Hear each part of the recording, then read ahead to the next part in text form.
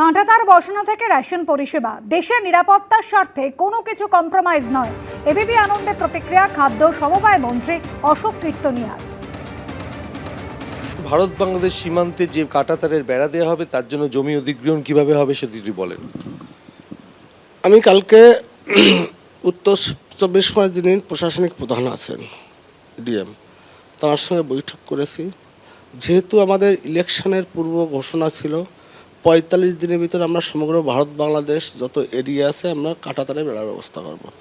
আমার উত্তর 24 পরগনা জেলার ডিএম ম্যাডাম যেটা বললেন, বসিরহাটের 3টে মৌজায় প্রবলেম ক্রিয়েট হচ্ছেন এবং দেশের স্বার্থে কোনো কম্প্রোমাইজ মেনে নেওয়া হবে না। কি প্রবলেম করা হচ্ছে? হয়তো জমির ব্যাপারটা নিয়ে কিছু লোক, যেখানে ইন্টারন্যাশনাল লাইন আছে, যে লাইনের আছে সেই লাইনের বাইরে কিছু লোক পড়ে যাচ্ছে।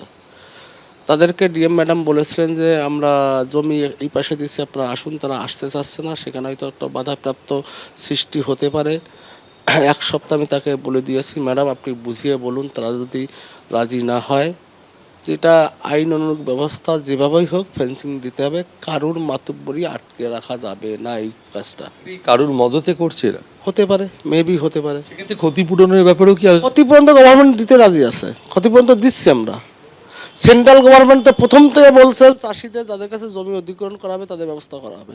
বিনা ক্ষতিপূরণে তো আমরা জমি অধিগ্রহণ করছি না। যারা সিএতে আবেদন করেনি তাদের জন্য কি বার্তা দিচ্ছেন? তাদেরকে একটাই বার্তা দেবো, দেখুন আমি একটা উদ্বাস্তু পরিবারের সন্তান, আমি উদ্বাস্তুদের যন্ত্রণাটা বুঝি।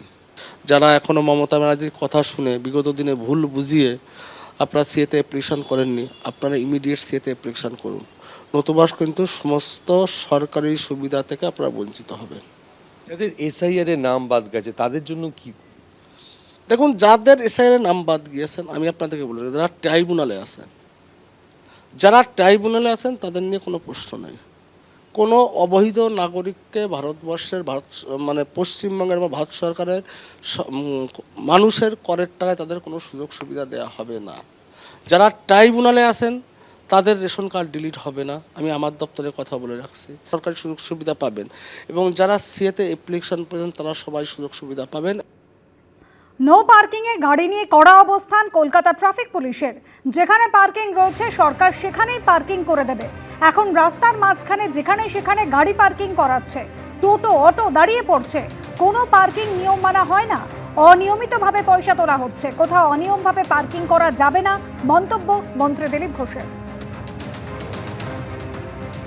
এখানে পার্কিং আছে সরকারের, আর স্বীকৃত সেখানেই পার্কিং করতে হবে। এখন দেখি রাস্তাঘাট যেখানে সেখানে গাড়ি দাঁড় করাচ্ছে সবাই, টোটো থেকে আরম্ভ করে 4 চাকার গাড়ি, ট্রাক, কোনো কিছু মানা হয় না। অবৈধভাবে পয়সা তোলা হয়, তাদের সাধারণ জনতারই অসুবিধা হয়। আমাদের এখানে রাস্তাঘাট কম, কলকাতা থেকে আরম্ভ করে গ্রামীণ শহরগুলোতেও ছোট রাস্তা থাকে, গাড়ি ঢুকবে তার জন্য নিশ্চিত সময় করা আছে। সেই সময় লোডিং আনলোডিং হবে, বাইরে থেকে মাল আসবে।